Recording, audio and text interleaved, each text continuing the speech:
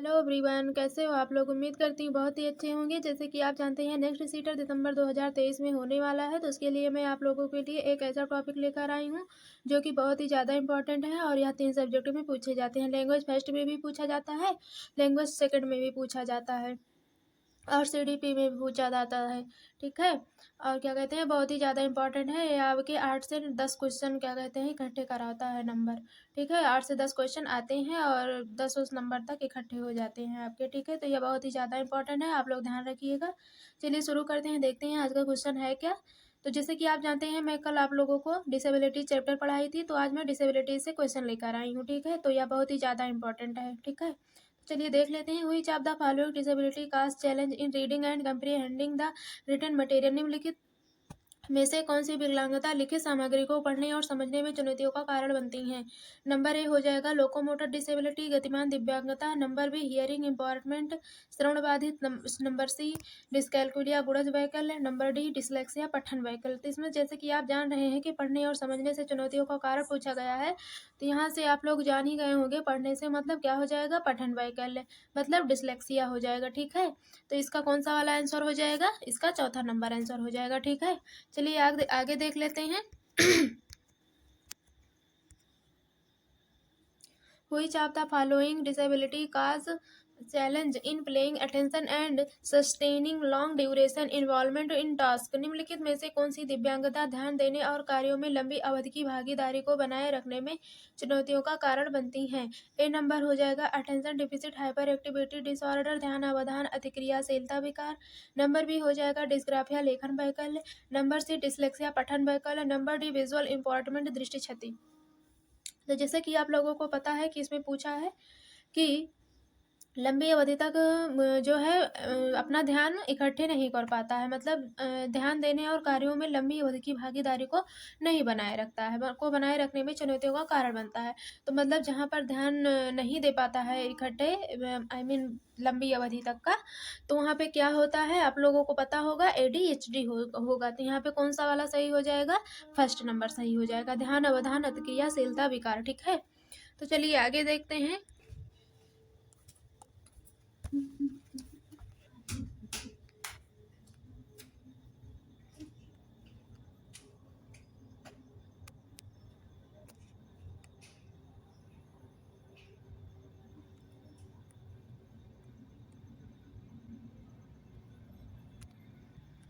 आगे देखेंगे। A learning difficulty marked by low span of attention, impulsivity and a low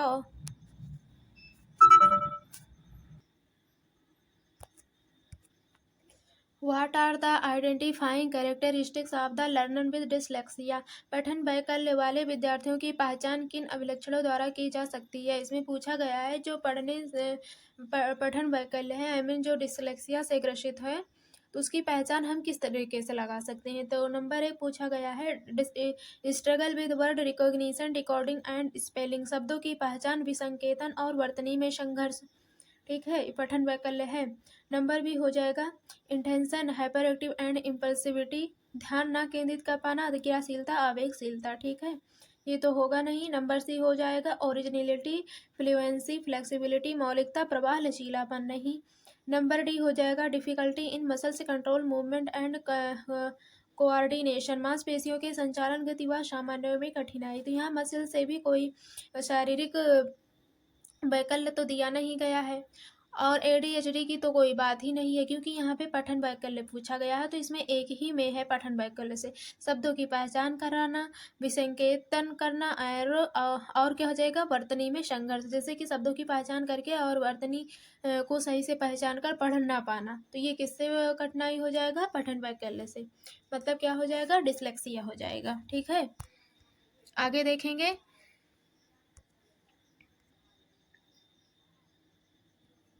Difficulties in reading, mirror image confusion and reversals of letters are characteristics. पठन में कठिनाइयाँ जैसे कि अक्षरों का दर्पण, छवि भ्रम और उत्क्रमण निम्न में से किसके अभिलक्षण हैं। मतलब कि जब पढ़ने में कठिनाइयाँ हो रही हों, अक्षरों और छवि इन सभी में मतलब भ्रम उत्पन्न हो रहा हो, इन सब में दिक्कत हो रही हो पढ़ने लिखने से, तो यहाँ पे कौन-सा हो जाएगा? नंबर ए होगा अवधान न्यूनता, त्रिक्रियाशीलता विकार I mean ADHD. Number B dyscalculia, तो गुणज की कोई बात ही नहीं हो रही है। और ध्यान केंद्रित करने की कोई बात नहीं हो रही है, मतलब एडीएचडी की भी कोई बात नहीं है, कैलकुलेशन की भी कोई बात नहीं की गई है। डिसलेक्सिया वाचन वैकल्य और क्या कहते हैं ऑटिज्म, स्वालीनता की भी कोई बात नहीं है। स्वालीनता का मतलब सामाजिक से इंटरेक्ट ना कर पाना, क्या कहते हैं, ठीक है। और बातचीत ना करने में मतलब मन करे, बातचीत करने का मन ना करे, ठीक है। समाज से, सोशल से दूर रहना, समाज में किसी के बीच में उठने बैठने में क्या कहते हैं अच्छा ना लगना, ये सब क्या किसके वो हैं उदाहरण हैं? स्वालीनता के, मतलब ऑटिज्म के हैं। ऑटिज्म वाले जो ग्रसित बच्चे या जो भी होते हैं, इन्हें समाज में उठने बैठने में अच्छा नहीं लगता है। जहाँ पे ज़्यादा भीड़ भाड़ वाली जगह रहती हैं वहाँ पे नहीं अच्छा लगता है इनका रहना। और ये अकेले रहने पसंद करते हैं और ये अपने में ही लीन रहते हैं और ये समाज से इंटरेक्ट नहीं करते हैं, ठीक है। तो ये किससे संबंधित हो गया? स्वालीनता से, आई मीन ऑटिज्म से। तो यहाँ पूछा क्या गया है? पठन वैकल्य से। तो पठन वैकल्य से एक में ही नजर आ रहा है, वो है वाचन वैकल्य मतलब डिसलेक्सिया, ठीक है। डिसलेक्सिया में क्या होता है? पठन वैकल्य से कठिनाई को डिसलेक्सिया कहते हैं, ठीक है।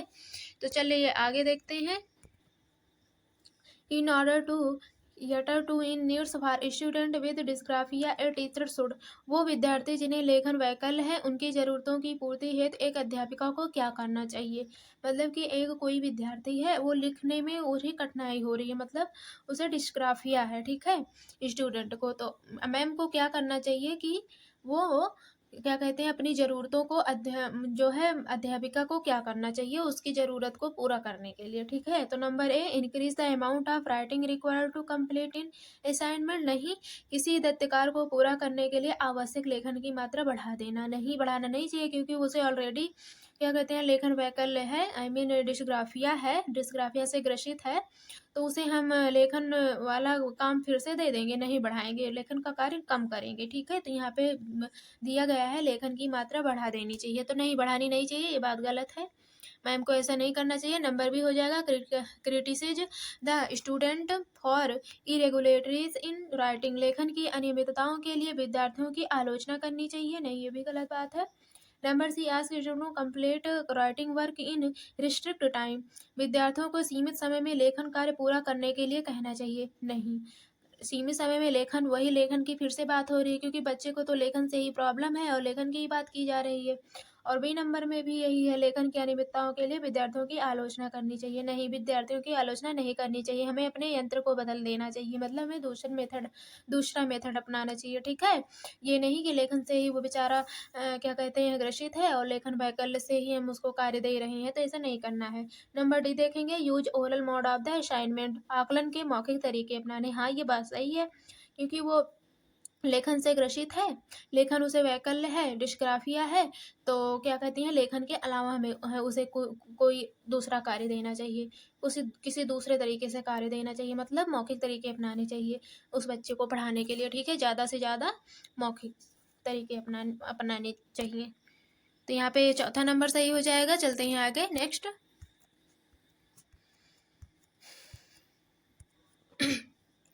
यहाँ देखेंगे which of the following learning disability directly affect communication skills and comprehensive abilities, निम्नलिखित में से कौन सी अधिगम अक्षमता सीधे संचार कौशल और समाविष्ट करने की क्षमता को प्रभावित करती है?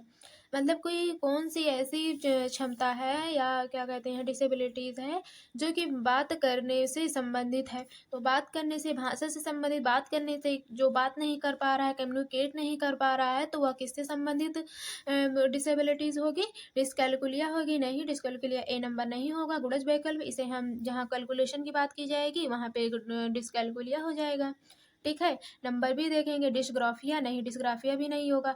जहाँ पे लिखने की बात की जाएगी, जहाँ बच्चे को लेखन वैकल्य रहेगा, जहाँ बच्चे को लिखने से संबंधित कठिनाइयाँ हो रही होंगी, तो वहाँ पे डिस्ग्राफिया होगा, ठीक है। नंबर सी देखेंगे डिस्फोरिया, उत्साह से संबंधित, नहीं तो यहाँ पे कोई उत्साह की बात की नहीं गई है, यहाँ पे संचार कौशल की बात की गई है, मतलब कि कम्युनिकेशन की बात की गई है। नंबर डी देखेंगे डिस्फेजिया, गति सामान्य में वैकल्य, डिस्फेजिया का मतलब क्या होता है? संचार कौशल से संबंधित संबंधित, भाषा से संबंधित विकार। ठीक है, तो यहाँ पे कौन सा वाला सही हो जाएगा, यहाँ पे डी नंबर सही हो जाएगा। तो जिस बच्चे को क्या कहते हैं, कम्युनिकेशन करने में, भाषा बोलने में कठिनाई हो रही हो, भाषा से संबंधित कठिनाई हो रही हो, तो उसे क्या कहेंगे, डी नंबर डिस्फेजिया, मतलब गद सामान्य में वैकल्य कहेंगे। ठीक है, तो यहाँ पे चौथा नंबर सही हो जाएगा। चलते हैं नेक्स्ट पर। आज के लिए बस इतना ही, मिलते हैं नेक्स्ट क्लास में नेक्स्ट टॉपिक के साथ या क्वेश्चन के साथ, क्वेश्चन के साथ। धन्यवाद। ठीक है, तो आप लोग चैनल सब्सक्राइब कर लीजिएगा ताकि जो भी मैं वीडियो लेकर आऊँ आप लोगों तक पहुँच जाए, क्योंकि मैंने भी पेपर दिया हुआ है, तो जितने सारे इंपॉर्टेंट टाइप के क्वेश्चंस होते हैं जो पेपर में आते हैं, क्या कहते हैं, मैं वही आप लोगों के लिए लेकर आ रही हूँ, वही करवाऊँगी। ठीक है,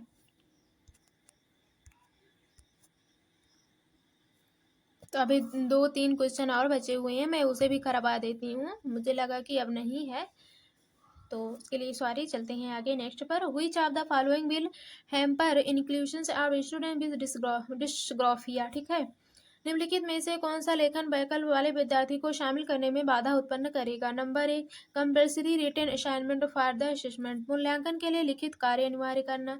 यहाँ पे लेखन कार्य किया कहा है कि लिखने से बच्चा बाधित है, लिखने में उसे कठिनाई हो रही है, तो उसे हम लिखने का ही कार्य नहीं दे सकते हैं, मतलब लिखित कार्य अनिवार्य करना। तो ये बात गलत है, तो इसलिए यह क्वेश्चन नहीं होगा सही। नंबर बी देखेंगे, extra time to make notes and share ideas, notes बनाने और विचार साझा करने के लिए अतिरिक्त समय देना। चलिए इसको थोड़ी देर के लिए रख लेते हैं।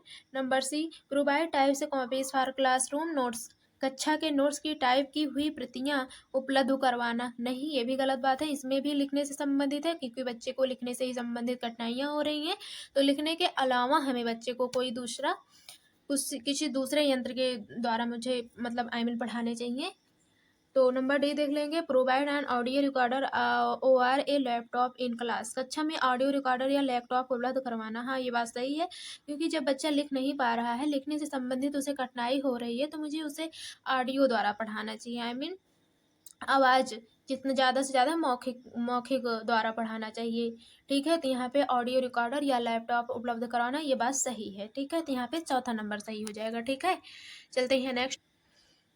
Which of the following significantly impacts social communication skills and ability to make friends? निम्नलिखित में से कौन सा किसी व्यक्ति की सामाजिक संचार कौशल और मित्र बनाने की क्षमता के महत्वपूर्ण रूप से प्रभावित करता है? कौन सी ऐसी कठिनाई है जो बच्चा कम्युनिकेशन सोशल में, मतलब समाज में कम्युनिकेशन बातचीत करने में उसे कठिनाई होती है, मित्र बनाने में उसे कठिनाई होती है, मतलब कि कुल मिला के हुए समाज में लोगों के बीच में रहना पसंद नहीं करता है, वो अकेले रहना पसंद करता है। तो यह किससे संबंधित वैकल्य हो जाएगा? नंबर डी, लोकोमोटर डिसेबिलिटी, गतिशील दिव्यांगता। नहीं, यहाँ पे गतिशील की तो कोई बात ही नहीं की गई है, यहाँ पे सामाजिक कम्युनिकेशन की बात की गई है, सोशल कम्युनिकेशन की बात की गई है। ठीक है, नंबर सी देखेंगे, सिब्रल प्रास्तिकीय घात। नंबर बी देखेंगे, डिस्ग्राफिया लेखन वैकल्य। नंबर ए देखेंगे, ऑटिज्म स्वालीनता। तो यहाँ पे कौन सा वाला सही हो जाएगा? यहाँ पे ऑटिज्म सही हो जाएगा। कौन सा वाला? First number. तो यहाँ पे स्वालीनता, जो स्वालीनता वाले बच्चे होते हैं, ऑटिज्म होते हैं, इनसे ग्रसित जो बच्चे होते हैं, वो समाज में इंटरेक्ट करना पसंद नहीं करते हैं, समाज में लोगों के बीच में बैठना उठना पसंद नहीं करते हैं, बात करना नहीं पसंद करते हैं। ये लोग इस टाइप के जो लोग होते हैं, उन्हें अकेले रहना पसंद करते हैं। ठीक है, और वो मित्र नहीं बनाते हैं। ठीक है, चलिए आगे देख लेते हैं। Dysgraphia is primarily associated with difficulty in, dysgraphia मुख्य रूप से किस कठिनाई से जुड़ा हुआ है? ये तो आसान सा क्वेश्चन है। किससे है डिस्ग्राफिया? ग्राफिया लिखा जाता है, मतलब लिखने से संबंधित। कौन सा वाला हो जाएगा? डी नंबर, राइटिंग, लिखना। Which of the नेक्स्ट देखेंगे, which of the following disability cause challenges in reading and comprehending the written materials? निम्नलिखित में से कौन सी विकलांगता लिखित सामग्री को पढ़ने और समझने में चुनौतियों का कारण बनती हैं?